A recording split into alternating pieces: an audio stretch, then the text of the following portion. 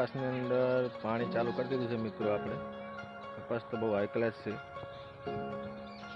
કેમ કે પાણી ઉતારવું પડે એટલે પાણી ચાલુ કર્યું છે. અને પાણી વધારે અત્યારે બોર કાઢે છે. ઢોરીઓ પણ ચલુચલ જાય છે. અંદર ખડ છે એટલે જરીક પગ ઘસી નાખવું એટલે શું છે કે પાણી બહારે ઢોરીઓના પાળા બહાર ના જાય.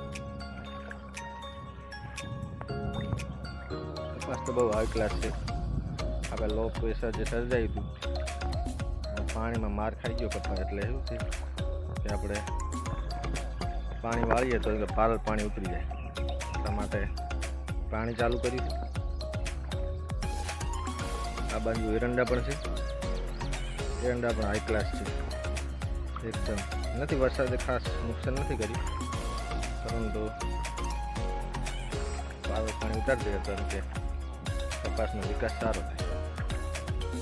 રોગ પણ બહુ વધી ગયો હતો તે કાલે આપણે આમાં જે ગુલાલ આવે છે એનો છંટકાવ કરી દીધો કપાસની અંદર.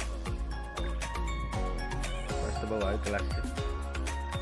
એરંડાની અંદર એરંડા બહુ કાંટા હતા એટલે પારવા કાઢી નાખ્યા છે.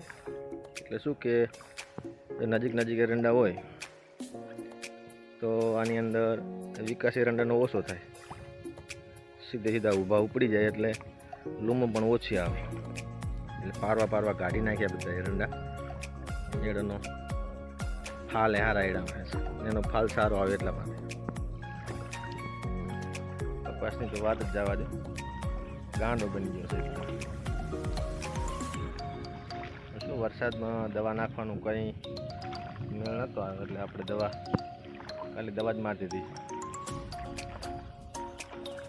ગુલાલાથી તમામ રોગ જે છે એ બધો નીકળે છે. એટલા માટે કપાસનું પાણી ફેરવી દઈ, કપાસમાં પારદ પાણી ઉતરી જાય. અને અમુક કપાસ પડી ગયો હતો, કાલે આપણે ઊભો પણ કરી દીધો.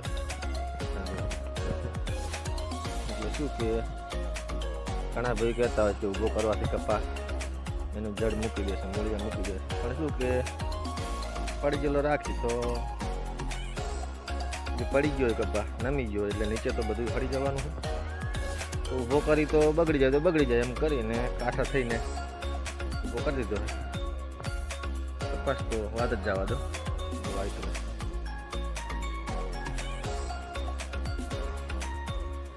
તો હવે જોઈ લઈએ આપણે ઓલી બાજુ. પહેલાં પાણી જોઈ લે એટલે પહોંચ્યું છે. તો શરૂઆતથી છે એટલે આટલે જ પહોંચ્યું છે.